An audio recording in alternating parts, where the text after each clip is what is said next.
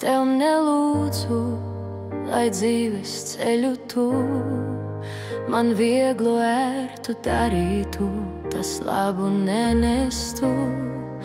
Bet šodien lūdzu, Kungs, dod spēku dievišķu, lai cīņas karā paliktu, līdz tevi skatīšu. Ja spēka pietrūks un bailes jutīšu, ja tumsa vientulība māks, es tevi piesaukšu. Tu manu dvēseli ar spēku pildīsi un savu prātu mācīsi, sirds bailes noņemsi.